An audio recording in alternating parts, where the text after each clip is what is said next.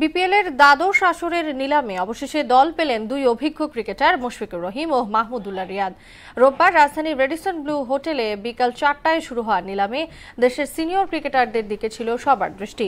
অন্যদিকে নিলাম থেকে প্রথমবারের মতো দল পেয়েছেন মাহফিজুল রবিন। রাজু আলাউদ্দিনের রিপোর্ট।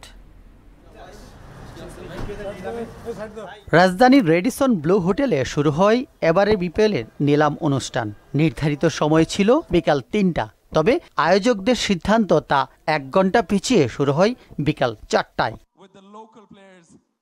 প্রথমবার বিক্রি না হওয়ায় নিয়ম অনুযায়ী 35 লাখ টাকার ভিত্তিমূলক বি ক্যাটাগরিতে থাকা মুশফিকুর রহিম ও মাহমুদুল্লাহকে 22 লাখ টাকার সি ক্যাটাগরি থেকে নিলামে তোলার কথা থাকলেও তাদের অভিজ্ঞতার প্রতি সম্মান দেখিয়ে বিসিবি সেই পথে যায়নি। শেষ পর্যন্ত তাদের ভিত্তিমূলক ধরে দিয়ে নিলামে তোলা হয়।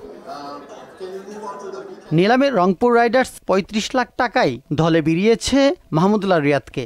অন্যদিকে একই ভিত্তিমূলক রাজশাহী ওয়ারিয়র দলে নেওয়া হয় মুশফিকুর রহিমকে।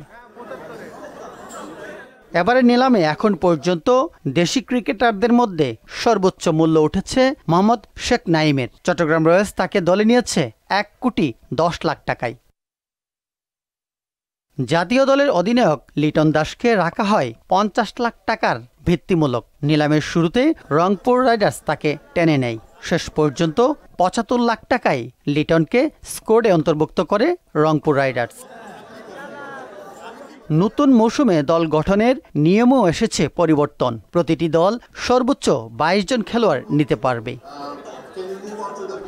রাজু আলাউদ্দিন, মোহনা সংবাদ, ঢাকা।